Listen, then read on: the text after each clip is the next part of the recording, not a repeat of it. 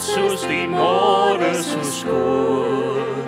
Deur geloof sal ons eenmaal daar bly, waar verlostes vir ewig sal woon, in die tuiste wat Jesus berei. Dis byna tyd dat die Heer moet kom, die tyding gaan al rond, die sterlig aan die dag breek aan, kom ons juig oor die goue môre stond. Ons is byna tuis, ons is byna tuis, sien die lig wat stromend van die koepelstal, sien die luister wat uit elke stadspoort straal. Ons sal spoedig deur die goue strate gaan, oor die engele stemme waar die tempel staan. Ons is byna tuis. Amen. Baie welkom weer aan almal. Geseënde Sabbat. Geseënde Sabbat. Ek sien hier's baie meer mense hierso en toe ons nou gesing het, ons is byna tuis, het ek amper hoendervleis gekry want dit het so mooi geklink. So ek wil net vir elkeen weer baie welkom sê en geseënde Sabbat. Dit is baie lekker om hier by julle te wees en dit is baie lekker om julle ook hier by ons te hê. So ek wil ook net vir die vryheid mense, steek gou julle hande op.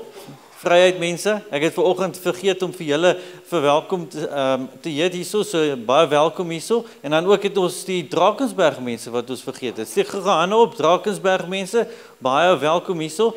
En dan die ons het ook, en ek gaan nou 'n bietjie Engels praat. We also have delegates from the conference here. Pastor Ransobe, he's the executive secretary of the conference, and he's there. Can they please stand up? He's also here with his colleague.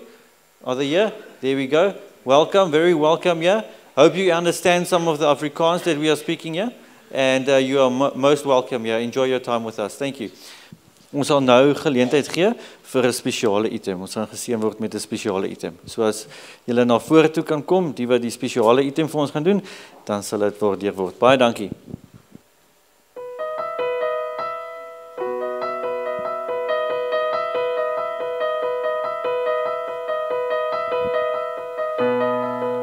Worthy of every song we could ever sing, worthy of all the praise we could ever bring, worthy of every breath we could ever breathe.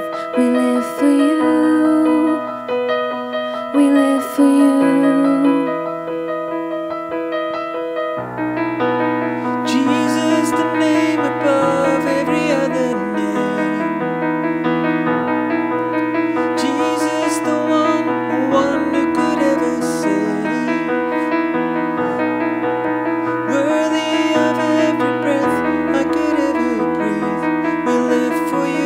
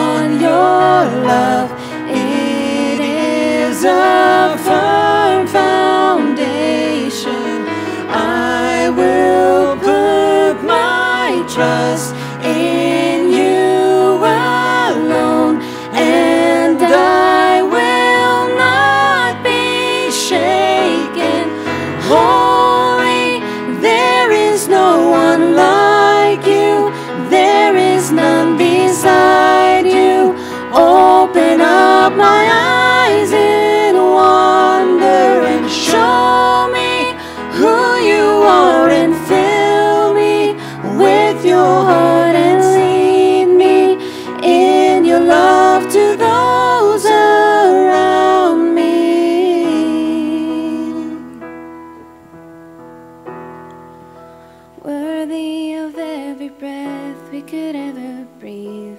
We live for you. Oh, we live for you.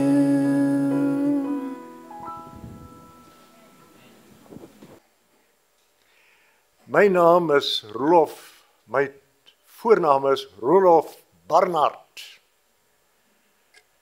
Roan Barnard. Ja. Jou pa James kon jy ook net maar Rolof genoem het. Toe ek hier instap gisteraand en ek sien die horlosie hier, toe dog ek, hier moet 'n predikant in sy spoor trap vir hierdie gemeente. Hulle hou jou seker dop as dit 12 uur is, dan sê hulle vir jou uit die banke uit. Ek weet nie of daar enige rede is waarom hierdie syfers hier op hierdie horlosie so wys nie. Maar miskien moet julle hierdie horlosie profeties stel. Wat van 5 voor 12 of 3 minute voor 12 of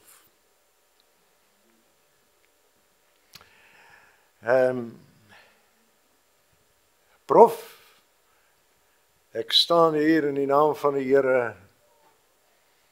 Hoe het jy gisteraand gesê? Sonder skaamte. Jy preek lekker, prof. Ek het jou prediking waardeer, hoor. Baie, baie dankie daarvoor.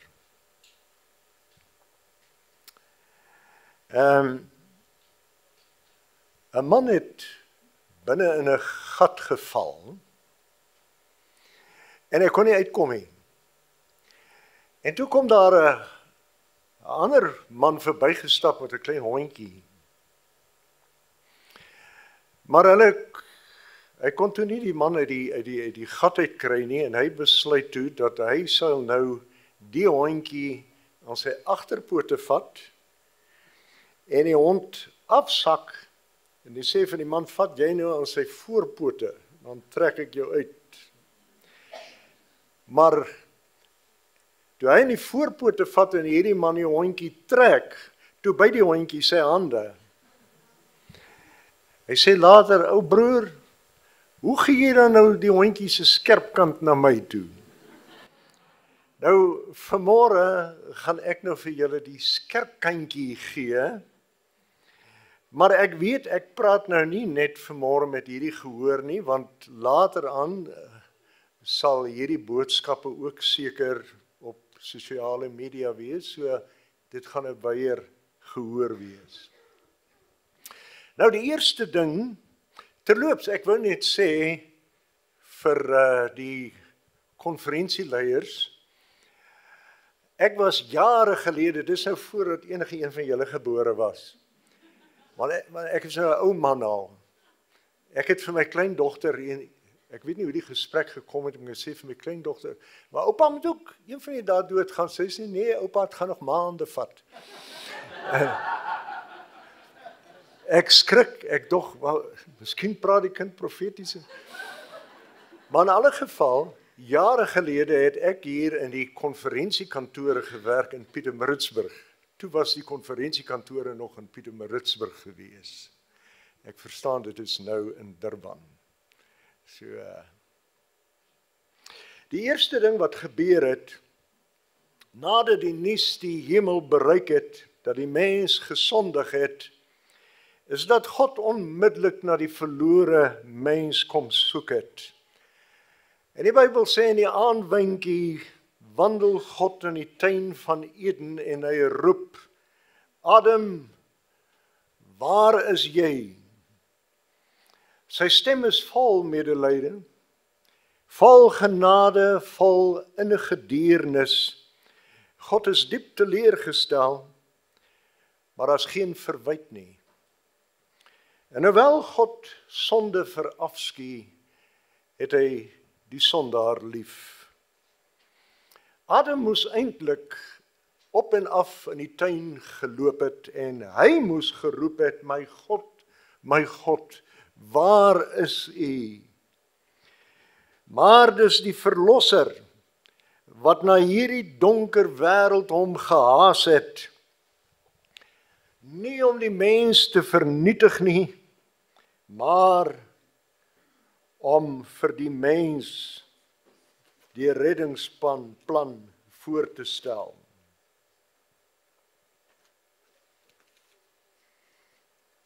Krap nou gou hier in my beursie en kyk of ek nie meer geld het om in die kollekte word gegooi. En waar het God uiteindelik die mens gevind?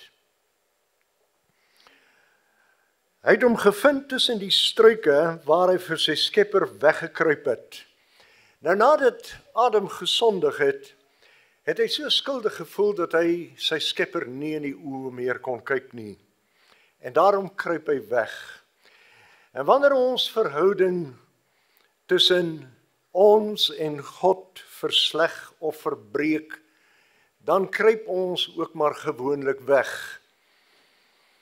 En dit is waarom mense ophou Bybel lees en bid. Dis waarom mense hulle onttrek aan kerkaktiwiteite en hulle onttrek aan kerkmense. Maar jy kan nie vir God wegkruip nie. Die Bybel sê dit is onmoontlik, want Dawid sê daar in Psalms, hoe kan ek vir die Heilige Gees ontvlug? Waarheen kan ek vir die Here wegvlug? Vaar ek op na die hemel, U is daar.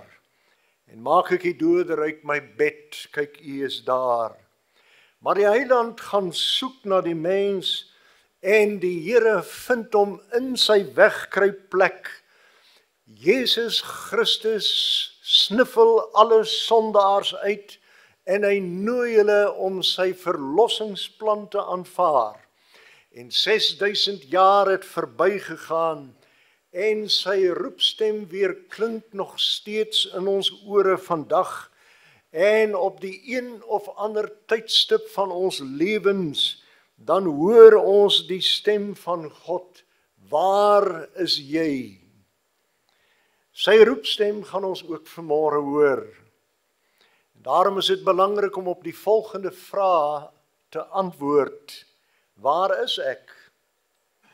Waarheen is ek op pad? Wat sal my einde wees?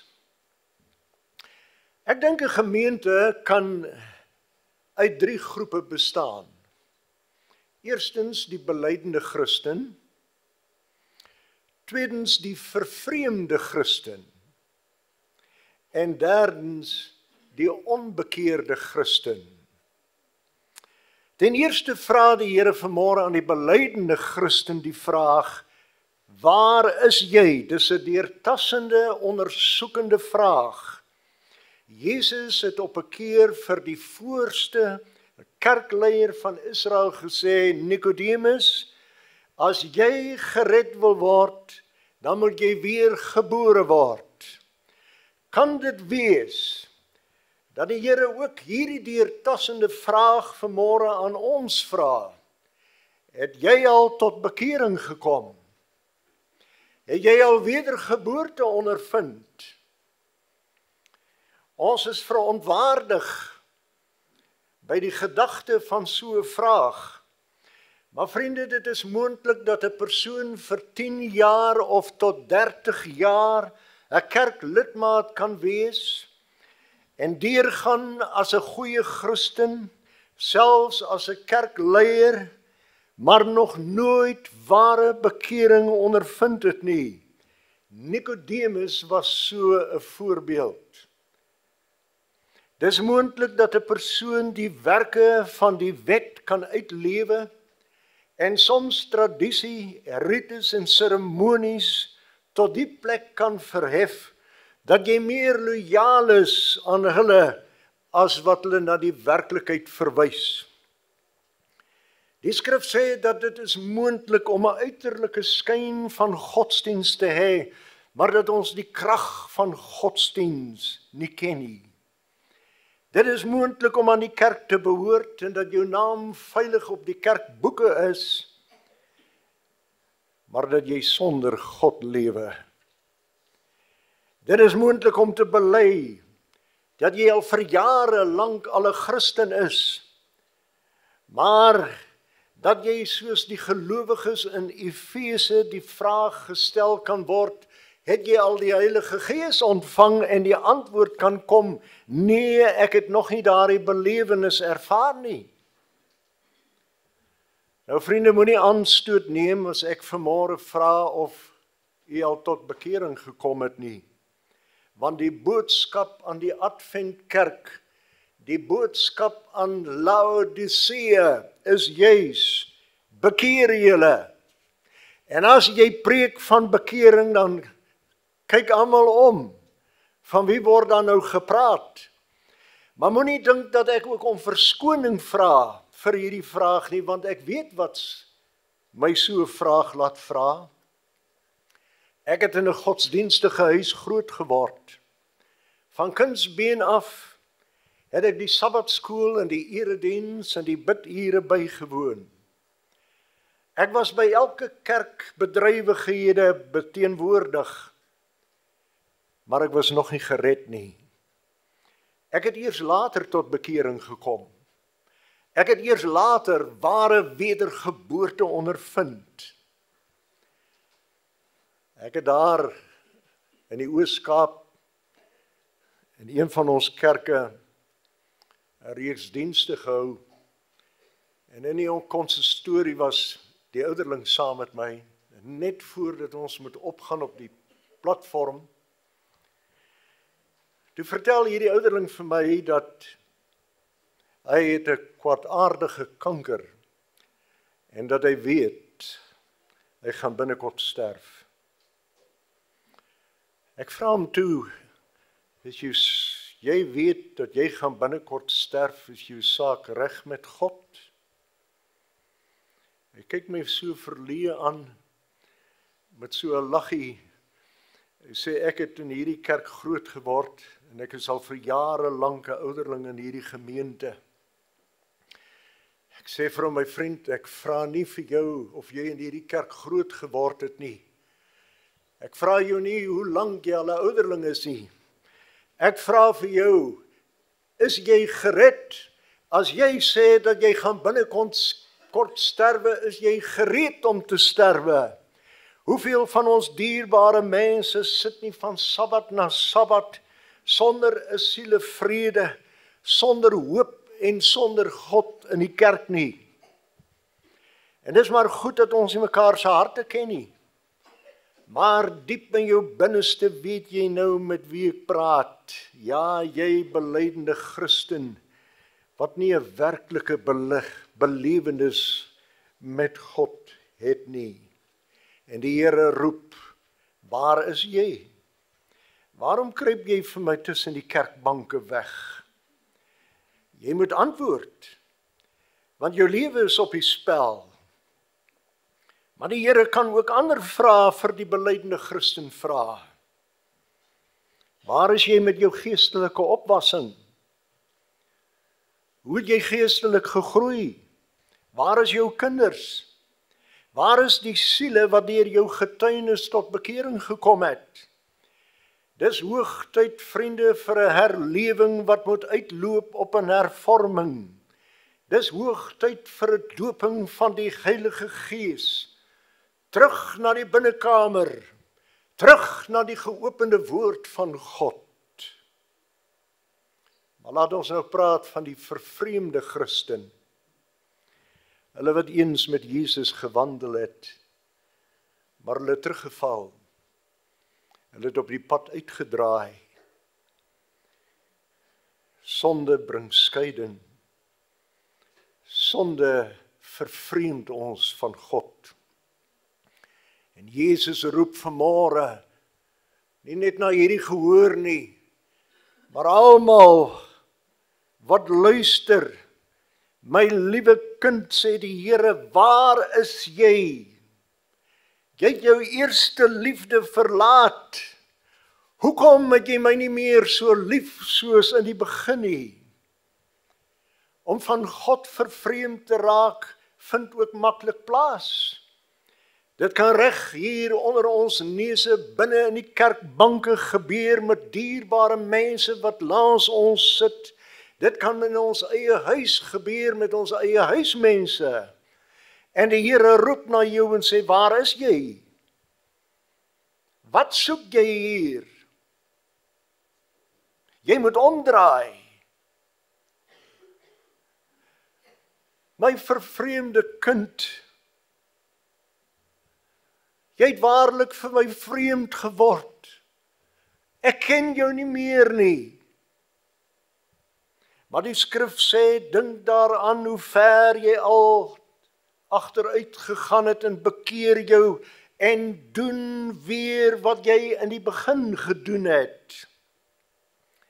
Die verhaal van die verlore seun in die Bybel het sy vader se huis verlaat en toe hy daar in die varkhok beland, het hy diep nagedink hoe ver het hy agteruit gegaan. En dit is daar tussen die varke dat hy tot homself gekom het en besef het dat hy is op 'n verkeerde pad. My vriende, as jy vanmôre op 'n verkeerde trein is, moet jy seker maak dat jy by die eerste stasie afklim, want hoe verder jy ry, hoe duurder gaan dit jou kos om terug te keer huis toe. En almal wat op hierdie trein voortruis, is eintlik op pad na nêrens nie. En as jy nie betyds omdraai nie, dan kan dit noodlottig wees. Kan iemand help? Is daar iemand wat kan help? Ja, sê Paulus, Christus is magtig om vir ons oneindig meer te doen as waarvoor ons kan bid of dink. En dit is hoog tyd dat die evangelie weer op 'n 11:00 môre op 'n Sabbatsoggend met krag verkondig moet word. Hoeveel siele smag nie daarna om die verlossingsboodskap te hoor. 11:00 Sabbatoggend nie, terwyl daar oor die merk van die dier gepraat word. Dit was op 'n Vrydagmiddag lank gelede, op 'n tyd toe die mens in groot nood was, dat 'n verlore gaande wêreld geskreeu het om genade. Genade, want die loon van die sonde is die dood. Genade is, want vreeslik is dit om te val in die hande van 'n lewende God. Genade, want die mens is bestem om eenmal te sterf en daarna die oordeel. Genade, want daar bly alleenlike verskriklike verwagting van oordeel oor. Die skrif sê met gloeiende vuur, wanneer God die teenstanders sal verteer. En die mens was radeloos. Maar dit was toe dat Jesus Christus van die hemel gekom het om vir ons oneindig meer te doen as waarvoor ons kan bid en dink. En hy het gekom en hy het gesterf in die plek van elke mens, sodat ons vir ewig kan lewe, en dit is liefde sonder einde. Prys die Here. Ek weet dat Satan jou vertel jy is te sondig om terug te keer na jou Vader se huis. Ons praat van die vervreemde Christen. Dat jy nie goed genoeg is nie. Dat jy hier sake moet regstel. Dat die Here jou nie in jou sondige toestand sal aanvaar nie, maar die duiwel lieg vir jou.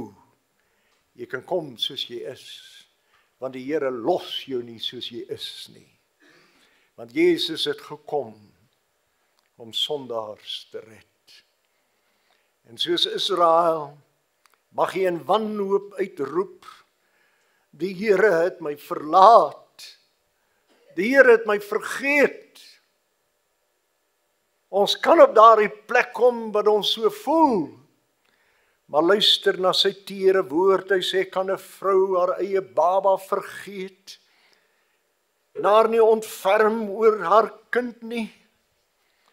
Selfs al sou so iets kan gebeur, ek sal jou nie vergeet nie. Kyk, ek het jou naam in my handpalms gegraveer, daar waar die wonde, die spykerwonde is. En Jesus word voorgestel as 'n besorgde herder wat agterkom dat een van sy skape weg is. En dan gaan hy en hy gaan soek na daardie verlore skaap, en as hy hom vind, sê die skrif, draai hom op sy skouers huis toe, en wanneer hy by die huis kom, roep hy sy bure en sy vriende bymekaar en hy sê, wie is saam met my bly, want ek het my skaap gekry wat verlore is.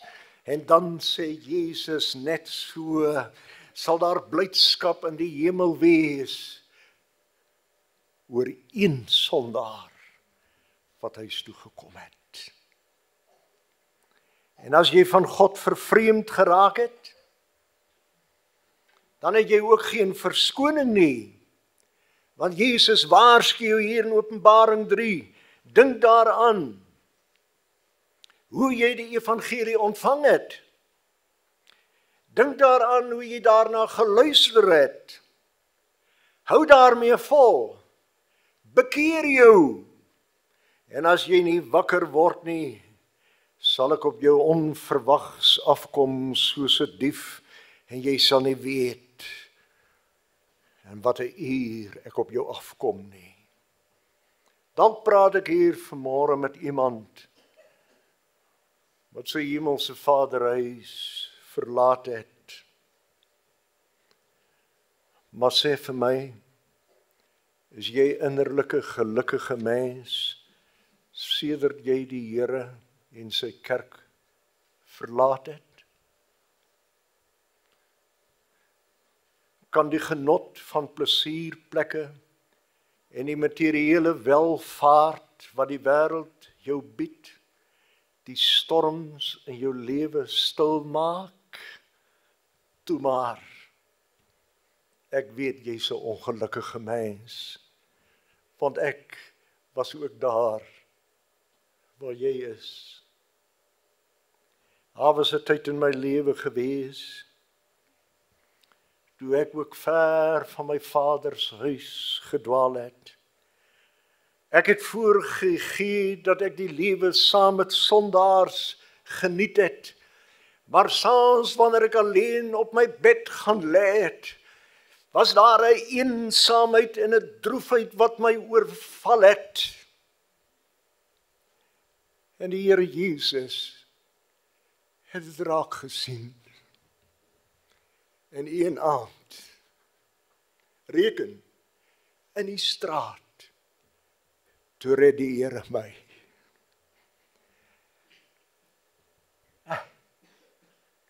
Ek het vir 'n week lank gehuil. My beker het oorgeloop en ek het gesing at the cross, where I first saw the light, and the burden of my soul rolled away. It was there at the cross when I first saw the light, and now I am happy all the way. Hallelujah! Jesus roep sy kinders wat die pad byster geraak het en sê, waar is jy? Kom huis toe. Dis gevaarlik om uit te stel. Mense maak staat op 'n 11de uur, maar hulle sterf 11:05. Marika het vir jare nie meer kerk toe gekom nie. Sy was vervreemd van die Here. En op 'n dag, toe besluit sy tog, sy gaan die kerk weer besoek. Skepties, met baie min verwagtinge het sy heel agter in die kerk gaan sit, sodat wanneer die diens klaar is, sy dadelik kan uitglip ongemerk. Daardie Sabbat was ek 'n besoekende prediker in daai kerk. En nadat die krag van die evangelie gepreek is, maak ek 'n uitnodiging. En sy het vertel, sy het daar agter gesit en gehuiwer. Die Gees van God het vir haar gesê, stap vorentoe. Maar die duiwel het vir haar gesê, jy's nie goed genoeg nie. En tog later, toe kom sy vorentoe gestap, vol trane wat oor haar wange buggel. Sy tuis gekom. Jim Reeves sing, come home, it is supper time. En sy liedjie eindig, I'm going home, at last. At last. 'n Moeder bel my, ek is daar in van 'n Bybelpark destyds predikant gewees en 'n moeder bel my, sy sê ek het 2 seuns. Hulle het groot geword in die kerk, maar hulle kom nie meer kerk toe nie. Wil jy hulle gaan besoek nie? Ek soek die een ou op, klop aan sy deur. Hy maak die deur oop sonder dat ek my voorstel, sê ek vir hom. Ek sê vir hom, die Here het 'n boodskap vir jou. Hy kyk my so. Ek sê die Here sê jy moet terugkeer na hom toe in sy kerk. Hy laat my in. Na geselsie sê ek vir hom, luister, ek gaan nou jou broer besoek hier om die draai, ek weet hy woon hier om die draai. As jy wil hê, ek moet jou help, om jou pad terug te vind na die Here Jesus toe en na sy kerk. Bel my na jou broer toe. Klop daar in sy broer se deur, ek doen dieselfde.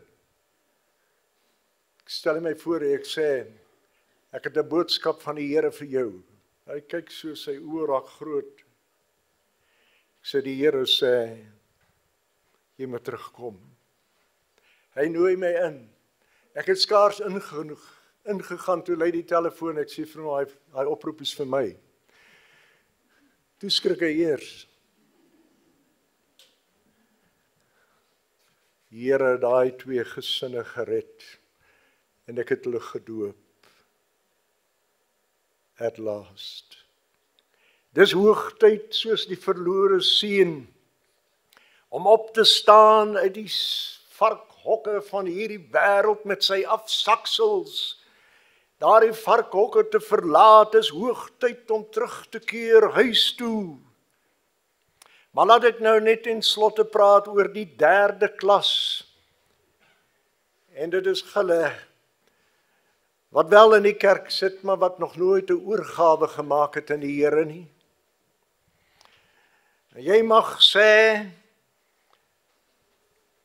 ek glo in God, ek weet hy bestaan, maar my vriend, dit beteken nog niks nie, want dan is jy nog net so ver as wat die duiwel self is, want die duiwel glo in die bestaan van God, en hulle sidder by die gedagte.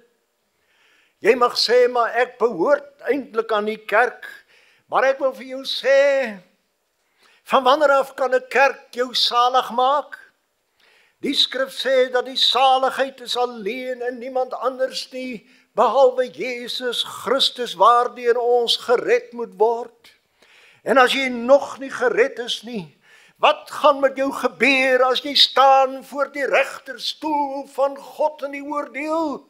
Wat gaan jou verskoning wees omdat jy verlore is? Jy kan nie mense die skuld gee nie. Vandag, ja, hierdie einste dag sal eendag in die oordeel teen jou getuig, omdat jy vandag weer 'n geleentheid het, maar dit nie te baat neem nie. Jy kan nie God die skuld gee nie. Hy het alles gedoen om jou moontlik te red. Hy het in jou plek gesterf. En die skrif sê, as jy roep, sal ek antwoord. As jy skreeu om hulp, sal die Here sê, hier is ek. Ek lees in die skrifte dat daar is vir die sondaar, wat sonder God is, sonder hoop is, sonder verskonings is. Hoe gaan jy so groot saligheid ontvlug? Die tyd van geleenthede vlieg verby. Dis hoogtyd dat jy tot inkeer kom. Dis nog soos gister toe ons in die sand gespeel het. Die jare het ongemerk vinnig verbygeglip. En vandag is sommige van ons al grysaards. Die gevaar is dat soos wat die tyd aanstap, word ons harte verhard. En die boodskappe wat ons 'n paar jaar sou geroer het, dit beweeg ons nie meer nie. Daardie tere aanvoeling het ons verharde hart verstomp. Maar Jesus vra vanmôre vir diegene wat hom nie waarlik ken nie, waar is jy? Jy moet antwoord. Hoe gaan jy antwoord? Sal jy sê soos Felix aan Paulus, gaan hierdie keer verby. Die geleentheid is nie reg nie. Maar as daar 'n beter geleentheid kom, dan praat ons weer. Ek het al sulke mense gehad wat vir my gesê het, ons sal weer praat. Maar daai geleentheid kom gewoonlik nie weer nie. Nee, die duiwel sal sorg dat daai geleentheid nie weer plaasvind nie. Daarom sê die skrif altyd vandag. Nou is die regte tyd. God stuur jou nooit terug en sê, gaan dink 'n bietjie oor die saak nie. Gaan praat eers met iemand oor die saak nie. Nee, vandag is die dag. En daar is gewoonlik 3 stappe wat mense neem om verlore te gaan. Die eerste is om te versuim om verlossing te aanvaar. En as jy op 'n rivier in 'n bootjie afdryf en 500 meter is daar 'n gevaarlike afgrond, 'n waterval, dan hoef jy nie soontoe te roei nie. Jy hoef net jou arms te vou. Jy sal sekerlik jou dood tegemoet gaan. En daarom mense versuim eers om verlossing te aanvaar. En die tweede stap is verwerping van verlossing. Mense kom op daardie stadium wanneer hulle verlossing weier. Hulle het so baie keer nee gesê, dat hulle nou nie meer kan ja sê nie. Hierdie man was verlore nie omdat God hom nie meer kon red nie, maar omdat hy nie meer gered wil word nie. Hy het gesterf in sy sonde. Waar is jy? Staan tog vandag vir 'n oomblik stil op jou besige lewenspad en deursoek die dringende vraag, waar is ek? Die Here roep na ons op 'n tyd, op 'n plek, dat ons dit soms die minste verwag. Een aand na herlewingsdiens, toe ek die kerk toesluit, toe trek iets my aandag en daar onder 'n boom, so 'n entjie van die kerk af, staan iemand onder die boom. Ek stap soontoe en hier staan oom Eddie Niehoff in trane. Ek sê, oom Eddie, waarom huil jy? Hy sê, die Here het vanaand met my gepraat. Is daar genade? Ja, oom Eddie, daar is genade, want die eerste stap op weg na Jesus Christus is om te besef, jy's 'n sondaar. Daar is genade, daar is redding vir jou. Die pragt van die evangelie is nie dat ons na die Here soek nie, maar dat die Here na ons soek. Die goeie nuus van die evangelie is dat 'n liefdevolle Vader jou sal soek totdat hy jou kry. Gedurende die eerste 3 dae van Julie 1863, tydens die Amerikaanse burgeroorlog, het daar 'n ewige geveg plaasgevind op die velde van Gettysburg. Op daardie verskriklike dag het 50.000 man gesneuwel en die verwondes het oor die slagveld gesaai gelê. Oor die koringlande, tussen die rotse, kon jy oral die gekerm hoor van verwondes. En omtrent 9:00 daardie aand, kom daar 'n klein liggie oor die koringland aan.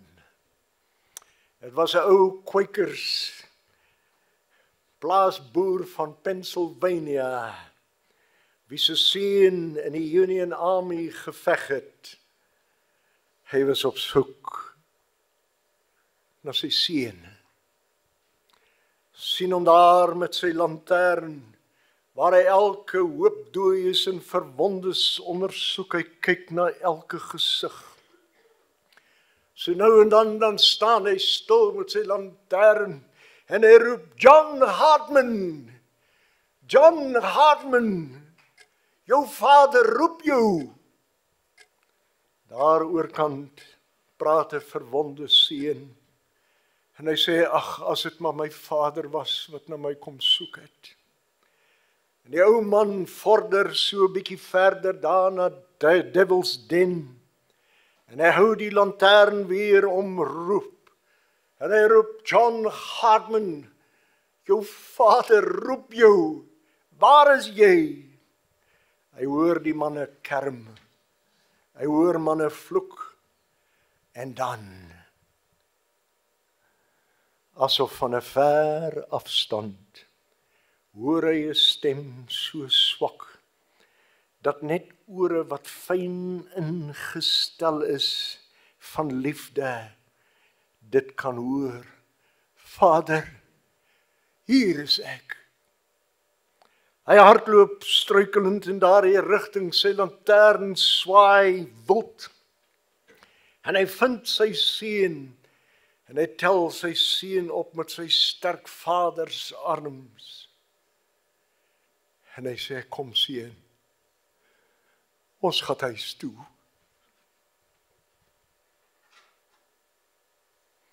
Hy dra hom liefdevol oor sy skouer en hy strompel voort in die nag oor daai ruwe terrein, terwyl bloed oor sy grys kwykersklere stroom, en oor hoor jy die vader sê, moenie worry nie seun, ons gaan huis toe. Vriende, jou naam mag miskien nie vanmôre John Hartman wees nie, maar daar is 'n Vader wat na jou roep, en hy soek jou met die lig van sy oneindige liefde op die gevegsfront van sonde. Die Here het al baie en talle kere na jou geroep, en hy roep weer vanmôre, en jy sal antwoord gee. Jy moet antwoord gee. Jy word gedwing om antwoord te gee, want geen antwoord is ook 'n antwoord. Jy kan nie meer langer so voortgaan nie. Die skrif sê, sluit tog vriendskap met Jesus, sodat jy vrede kan hê. En daardeur sal net goeie dinge oor jou kom. Dis hoogtyd om te antwoord en te sê, hier is ek, Here. Ek is 'n sondaar. Wees my genadig en vergewe my. Here, ek is moeg van wegkruip. Maar baie dankie dat U my vandag kom soek het. Maar baie dankie dat U my vandag gevind het. Kom ons bid saam.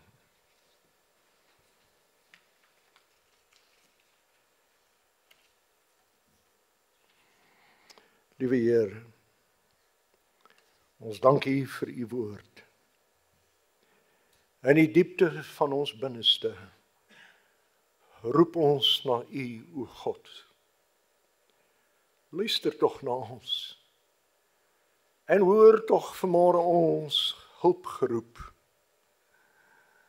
Want as U ons sondes van die verlede in aanmerking sou neem, ag Here, wie kan dan nog bestaan? Maar by U is daar vergifnis. Want u genade en u liefde, dit is sonder einde. Ons stel ons vertroue in u. En ons wag op u, Here, meer as die wagte op die môre. Ja, meer, Here, as die wagte op die môre. By u is ons verlossing seker. En u alleen sal ons verlos van al ons sondes. En solank as wat ons leef, sal ons u loof. En hierop met die gemeente sê, amen en